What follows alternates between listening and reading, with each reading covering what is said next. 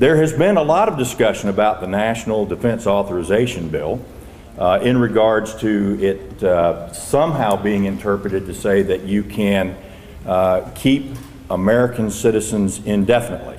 It doesn't say that. In fact, it specifically says you can't do that. You were just told that the NDAA doesn't apply to citizens. That's a lie. Yeah. Even though the National Defense Authorization Act says you're not required to detain American citizens, it says you're allowed to. We had colloquies on the floor which specifically talked about whether or not you could, in fact, keep somebody indefinitely in detention. And if you think that's not the truth, go listen to senior Senator Republicans John McCain and Lindsey Graham debating this on the floor of the Congress, and you'll hear straight out of the horse's mouth that this does apply to American citizens. Don't sacrifice your liberties in the name of security. The defense side was put into the debt deal in August of last year as a way to try to force an agreement that unfortunately could not be reached. A strong national defense is based on economic strength. There's nothing conservative or responsible in perpetual debt and sacrificing our natural rights at the altar of government. $5 trillion over the past 11 years threatens our national security. It's the #1 issue. It's going to enslave our children to other countries. Stop it.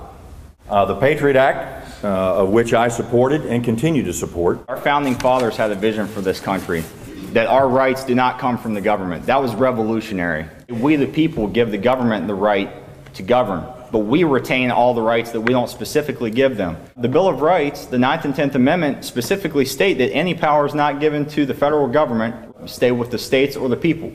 Let's talk about No Child Left Behind. Doubled the size of Department of Education. This was back in 2001. Your Congress voted for that, despite claiming to be conservative. I would like to eliminate the Department of Education. We need to get them out of our lives, out of our schools, and go back to the private school systems, the churches and charities that made this country great. Government did not make this country great, people did. Amen. Over the past 4 years, President Obama has run up over $5 trillion in debt. And we all realize this is going to cripple our economy. It's already having devastating effects on our economy. It's already devaluing our dollar, devaluing our way of life. The thing is, a bipartisan Congress has enabled that. Congress is who holds the purse strings. It's not the president. Congress makes these decisions to raise the debt limit. They've been doing it for 11 years now. In fact, over the past 11 years, we've had the debt raised over $5 trillion. And you can guess who voted for that $5 trillion.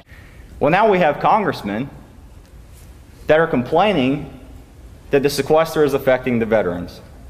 The very same congressmen that voted for the $2 trillion debt limit increase, that voted for the super committee, that voted for the sequester in the first place. Now that's the height of hypocrisy, if you ask me. Yeah. So I would ask you, we hear talk about how we have to have Republicans controlling Congress, and the big picture, what's the difference between Obama and a Republican if they're both going to vote for over $5 trillion in debt? I will tell you this, a $16 trillion debt in the United States of America is a debt that we cannot afford. I want to thank the congressman for saying the debt should stop, and I want to encourage him to stop voting for so much of it. And lastly, I would ask you, how many veterans fought for mountains of debt, less freedom, and endless war? I would say none.